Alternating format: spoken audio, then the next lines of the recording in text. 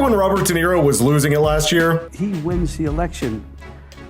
You won't be on the show anymore. He'll come looking for me. His meltdowns were nothing short of spectacular, and he quickly went from a legendary actor to America's laughingstock. But democracy people take for granted. It's a word that some people don't even understand. They take it for granted. It's about right and wrong. And that's why today we're sharing moments of pure wisdom from De Niro himself. Just watch closely so you don't miss any of it. So why is Trump winning? I mean, the New York Times poll this week came out, and maybe this will change it with the State of the Union address, but Trump was beating him rather soundly. It was quite a warning light, 48 to 43, also winning way more among women than he had before, winning outright Latinos.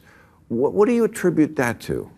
I don't know. I just don't want to feel the way I did, and many of us don't, after the election in 2016, where we couldn't believe that it happened.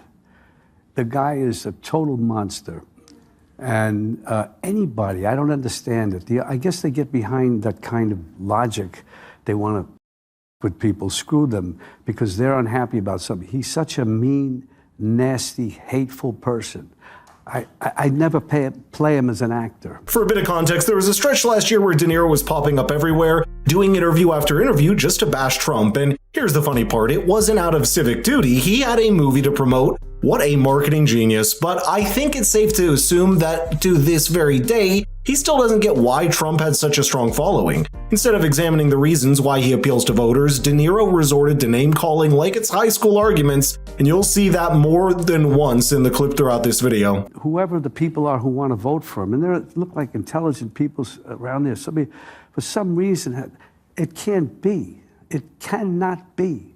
If he wins the election, you won't be on the show anymore. He'll come looking for me.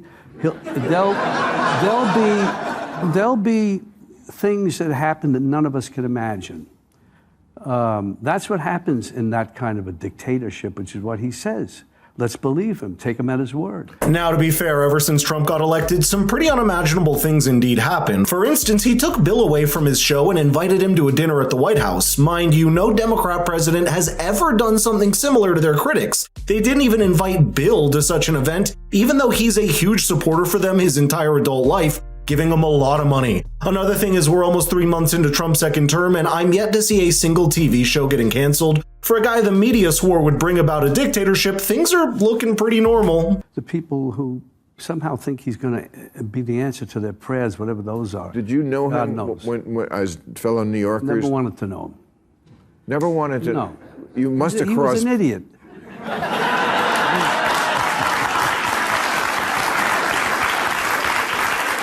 He was a clown. He was a clown in New York. And New Yorkers said, you know, some would go with him, of course, people who work in what he does, some of them. But it's just, he's a classic bully.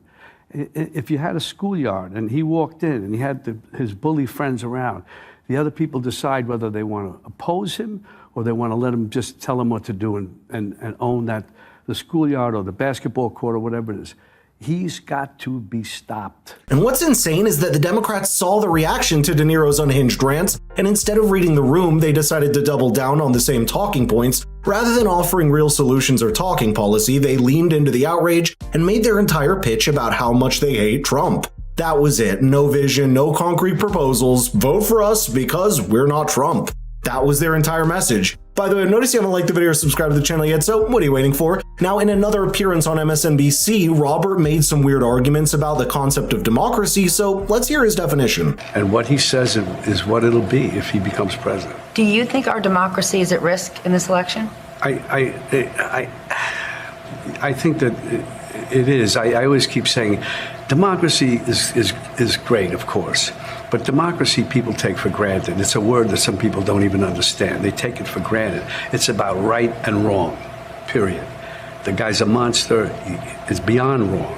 It's almost like he wants to do the most horrible things that he can think of in order to get a rise out of us. I don't know what it is, but he's been doing it, and it's scary. Are you Excuse my French.